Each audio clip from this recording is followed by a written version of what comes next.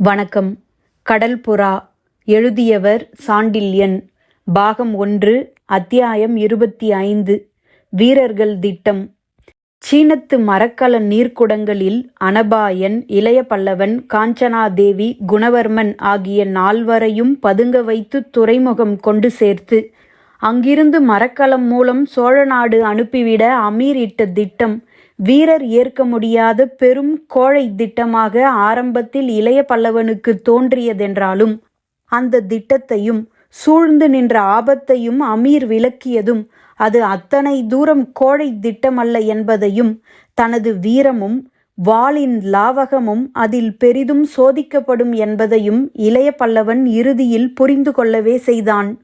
அப்படி புரிந்து கொண்டதால் அந்த திட்டத்தின் மூலம் தனக்கு ஏற்படக்கூடிய ஆபத்தை பற்றி அவன் சிறிதும் பொருட்படுத்தவில்லை என்றாலும் அந்த திட்டத்தின் விளைவாக காஞ்சனாதேவிக்கு ஏற்படக்கூடிய கொடிய ஆபத்தை பற்றி உள்ளுக்குள் லேசாக நடுங்கவும் செய்தான் சோழர்களின் படைத்தலைவன்.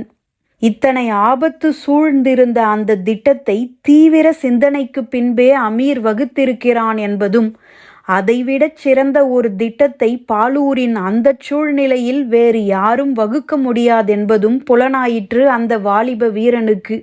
அமீர் திட்டத்தை நிறைவேற்ற வேண்டிய முறைகளை விளக்க முற்பட்டது முதலே அதில் கலந்து கிடந்த பல ஆபத்துகளையும் புரிந்து கொண்ட இளைய பல்லவன் அமீரின் சொற்களை குருவிடம் பாடம் கேட்கும் சீடன் போல் மிகுந்த எச்சரிக்கையுடனும் கவனத்துடனும் கேட்டான். இந்த திட்டத்தில் ஆபத்தில்லை, இது கோழையின் திட்டம் என்று நினைக்கிறீர்கள் இளைய பல்லவரே.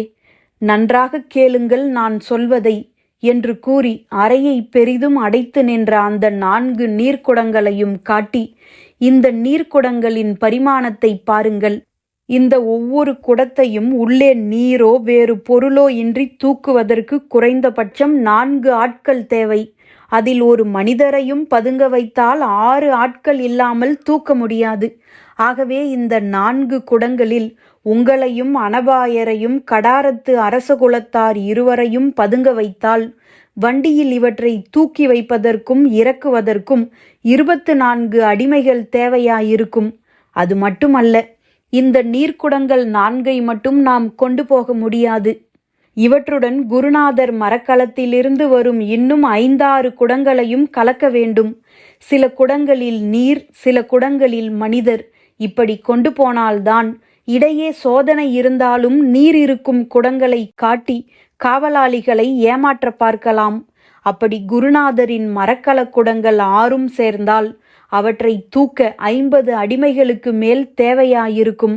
ஆக மொத்தம் 10 நீர்க்குடங்களை தூக்கி வைத்து இறக்க சுமார் 50 அடிமைகள் படைசூழ வண்டியை கடற்கரைக்கு கொண்டு போனால் சும்மா இருக்க சுங்க அதிகாரிகள் என்ன முட்டாள்களா என்று கேட்டான் அமீர் இளைய பல்லவனை நோக்கி.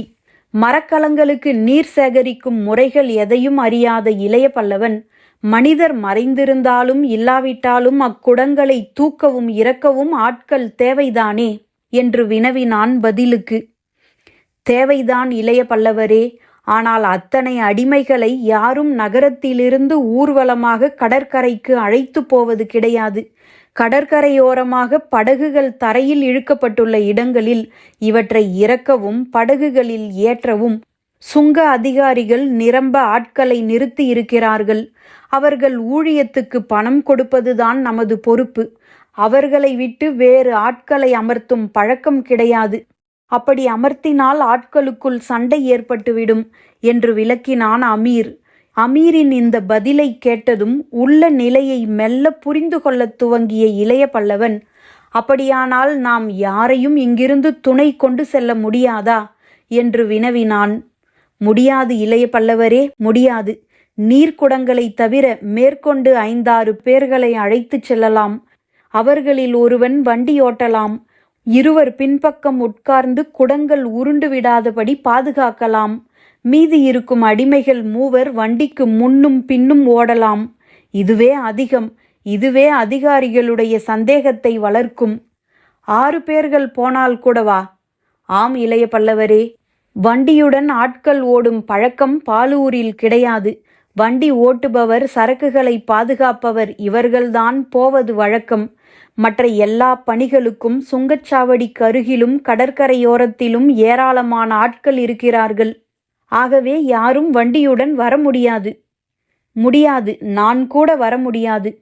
வர்த்தகப் பொருள் அனுப்பும் வணிகர் தங்கள் வண்டிகளை எதிர்பார்த்து சுங்கச்சாவடியிலோ கடற்கரையோரத்திலோ காத்திருப்பார்களே தவிர வண்டியுடன் ஓடமாட்டார்கள்.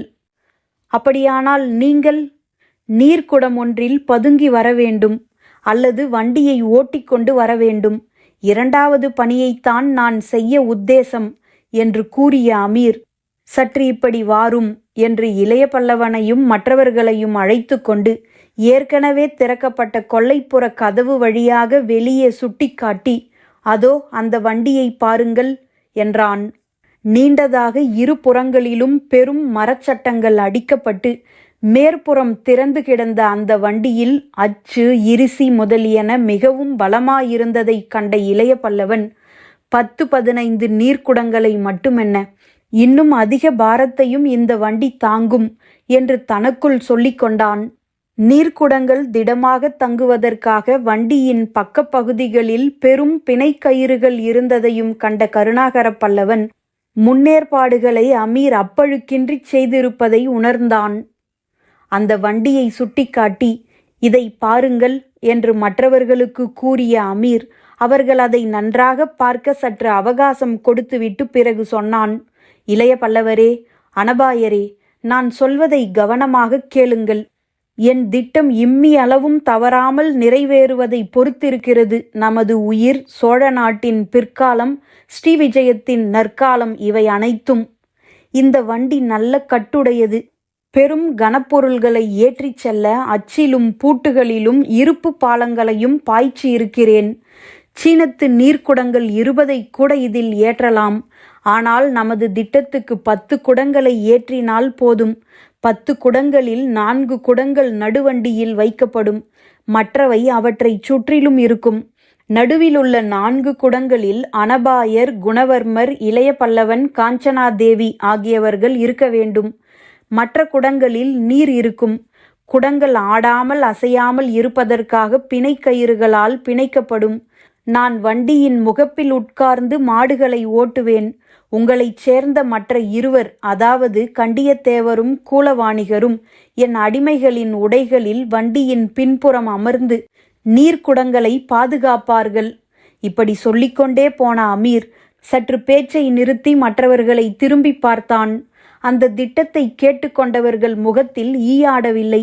அமீர் தன் உயிரை இந்த திட்டத்தின் மூலம் பணயம் வைக்கிறான் என்பது மற்றவர்களுக்கு சந்தேகமறத் தெரிந்தது. எந்த இடத்திலாவது காவலருக்கு சந்தேகம் ஏற்பட்டு வண்டி நிறுத்தப்பட்டால் முதல் பலி அமீர்தான் என்பதையும், அப்படி அமீர் சிக்கும் பட்சத்தில் அவனுக்கு ஏற்படக்கூடிய கதி அதோகதிதான் என்பதையும் உணர்ந்து கொண்டதால் மற்றவர்கள் யாரும் எந்த பதிலுமே சொல்லவில்லை. அப்படி பதில் சொல்லாவிட்டாலும் அவர்கள் முகபாவத்திலிருந்தே அவர்கள் உள்ளூர ஓடிய எண்ணங்களை புரிந்து கொண்ட அமீர், இப்படி என் சாராத்தியத்திலும் கூலவாணிகர், கண்டியத்தேவர் பாதுகாப்பிலும் செல்லும் வண்டி முதலில் பாலூர் கிழக்கு கோட்டை வாசலில் காவலரால் நிறுத்தப்படும். காவலர் யாருக்கும் இதுவரை என் மீது எந்த சந்தேகமும் கிடையாது. என்னை பார்த்ததும் வண்டியை போக விடுவார்கள். அப்படி போகவிட்டால் அடுத்தபடி நமக்கு ஏற்படக்கூடிய ஆபத்து வழியில் எதுவும் இல்லை. கடற்கரையில் அலைகள் தரையை தொடுமிடத்தில்தான் உண்டு. ஒருவேளை என் மீது அவர்களுக்கு சந்தேகம் ஏற்பட்டு என்று சொல்லிக்கொண்டு போன அமீரின் பேச்சை இடைமறித்த இளைய பல்லவன், கண்டிப்பாய் சந்தேகம் ஏற்படும் என்றான். அமீர் தன் பெரு விழிகளை இளைய பல்லவன் மீது ஆச்சரியத்துடன் திருப்பினான். ஏன் ஏற்பட வேண்டும் என்று கேட்கவும் செய்தான். உங்களைப் போல் தனிகரான வணிகர் வண்டியோட்டுவது அவர்களுக்கு விந்தையாயிருக்காதா என்று வினவினான் பல்லவன். இருக்காது இளைய பல்லவரே, ஒரு காலும் இருக்காது. பலமுறை எனது வண்டிகளை நானே ஓட்டிக்கொண்டு சுங்கச்சாவடி சென்று இருக்கிறேன். எளிய வாழ்க்கையில் சில அனுகூலங்கள் உண்டு என்று அரபு நாட்டு பழமொழி ஒன்று சொல்லுகிறது. அத்தகைய வாழ்க்கையை நான் கடைபிடிக்கிறேன். பலமுறை என் ஆட்களுடன் வணிகப் பொதிகளை நானே இறக்கியும் இருக்கிறேன். அந்த விஷயத்தில் யாரும் சந்தேகப்பட மாட்டார்கள். அதில் இல்லை ஆபத்து என்றான் அமீர். வேறு எதில் என்று இளைய பல்லவன் சந்தேகத்துடன் வினவினான். சோதனையில் சாதாரணமாக என் வண்டிகளை யாரும் சோதனை செய்வதில்லை. சுங்கக் காவலரையும் கிழக்குப்புற கோட்டை காவலரையும் நான் அவ்வப்பொழுது கவனித்துக் கொள்கிறேன். கலிங்கத்தின் ஊழல் இந்த விஷயத்தில் எனக்கு பெரிதும் உதவி இருக்கிறது. சாதாரண நாள்களாயிருந்தால் நிச்சயமாக இந்த திட்டத்தை நான் நிறைவேற்றியிருப்பேன். ஆனால் இன்று பாலூர் குழப்பமான நிலைமையில் இருக்கிறது. காவல் பலமாயிருக்கிறது. முதலில் கோட்டை வாசலிலேயே வண்டி சோதிக்கப்படலாம். சோதிக்கும் முறை தெரியுமா? சொல்லுங்கள். நீர்க்குடங்களை காவலர் கழிகளால் தட்டி பார்ப்பார்கள். நீர் இருக்கும் குடங்களின் சத்தம் வேறு. அப்படி அவர்கள் வித்தியாசத்தை கண்டுபிடித்துவிட்டால் நாம் உடனே நடவடிக்கை தொடங்க வேண்டும். என்ன நடவடிக்கை? அருகில் இருக்கும் காவலரை நான் என் சிறு கத்திகளை வீசிக் கொன்று விடுவேன். நான் எச்சரிக்கை குரல் கொடுத்ததும் குடங்களிலிருந்து நீங்கள் எழுந்து மற்ற காவலர்களில் இரண்டொருவரை வெட்டிவிட்டு கடற்கரை நோக்கி ஓட வேண்டும். மடக்கப்பட்டால் போரிட வேண்டும். ஒன்று தப்புவோம், இல்லையேல் மடிவோம். இதை கேட்ட மற்றவர் மௌனமாயிருந்தனர். அமீர் மேற்கொண்டு சொன்னான். கீழ்கோட்டை வாசலில் சோதனை நடக்காமல் தப்பி கடற்கரை ஓரம் சென்றால் அங்கு எனது குருநாதரின் படகு நமக்காக காத்திருக்கும். நீர்க்குடங்கள் இறக்கப்பட்டதும் குடங்களை இறக்க ஆட்களை அழைக்கக்கூடாது. குடங்களிலிருந்து நீங்கள் வெளிவந்து படகில் ஏறிவிட வேண்டும். அங்குள்ள சுங்க அதிகாரிகள் ஒருவேளை நம்மை கண்டுகொண்டால் அங்கும் சண்டை இருக்கும். படகில் ஏறிய பிறகும் நமக்கு பாதுகாப்பு இல்லை. சுங்கக் காவலரின் படகுகள் நமது படகை உடனடியாக தொடரலாம். தொடர்ந்து கொண்டே அம்புகளை எய்யலாம், வேல்களையும் வீசலாம். அவற்றிலிருந்து பிழைத்து நமது படகின் துடுப்புகளை வேகமாக துழாவி தப்பினால் பிறகு கஷ்டமில்லை. இதை சொன்ன அமீர், திட்டம் சரிதானா குருநாதரே என்றும் வினவினான். இந்த ஊர் உள்ள சூழ்நிலையில் இதைவிட சிறந்த திட்டத்தை தயாரிக்க முடியாது. ஆபத்து நிரம்பியதுதான். 2 இடங்களில் சோதனையும் சண்டையும் ஏற்படுகிறது. இருப்பினும் வேறு வழியில்லை. ஆனால் அமீர், இவர்கள் இந்த திட்டத்தை ஒப்புக்கொள்வது கஷ்டம் என்றான் சீனக் கடலோடி.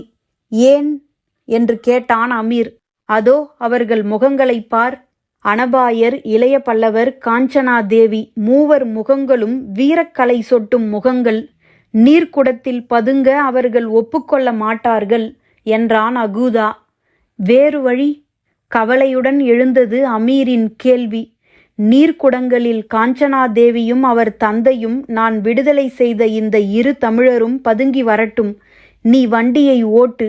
அனபாயரும் இளைய பல்லவரும் உன் அடிமைகளைப் போல் மாறுவேடம் பூண்டு வண்டியின் பின்புறத்தில் உட்கார்ந்து வரட்டும். போரிட வேண்டியிருந்தால் இவர்கள் உடனடியாக வாளை உருவி காவலரை தாக்க முடியும். இது வீரர்கள் திட்டம். இதற்கு அவர்கள் மறுப்பு கூற மாட்டார்கள் என்றான் அகூதா. அகூதாவின் திட்டத்தை கேட்ட அனபாயனும் இளைய பல்லவனும் அதை உடனே ஒப்புக்கொண்டார்கள். ஏன், நானும் என் தந்தையும் மட்டும் கோழைகளா என்று கேட்டு தன் இடையில் இருந்த வாளையும் தட்டி காட்டினாள் காஞ்சனாதேவி. அகூதாவே அவளுக்கு சமாதானம் சொன்னான். தேவி, உங்கள் வீரத்தை பற்றி நான் சந்தேகப்படவில்லை. அன்று நீதி மண்டபத்தில் நீங்கள் செய்த சாகசச் செயலை கண்டு பாலூர் அதிசயப்பட்டு கொண்டிருக்கிறது. நான் இங்கு வரும்போதே மக்கள் அதை பற்றி வழிநெடுக பேசிக் கொண்டிருந்தார்கள். ஆகவே மற்றவர்களை விட உங்களைத்தான் அதிகமாக காவலர் தேடுவார்கள். காவலர் தீவட்டியை தூக்கி பிடித்து சோதனை செய்தால் நீங்கள் என்னதான் மாறுவேடம் அணிந்தாலும் உங்கள் கண்கள் உங்களை காட்டி கொடுத்துவிடும். உங்கள் கண்களே உங்களுக்கு பெரும் விரோதி என்று சொல்லி நகைத்த அகூதா, பெண்கள் மறைவில் இருப்பதும் தவறல்ல தேவி. அது மட்டுமல்ல, நீங்கள் கடல் கடந்து சோழர் உதவி நாடி வந்திருப்பதை இவர்கள் பேச்சிலிருந்து புரிந்து கொண்டிருக்கிறேன். ஆகவே உங்களை பத்திரமாக சோழ நாடு சேர்ப்பது இவர்கள் பொறுப்பு.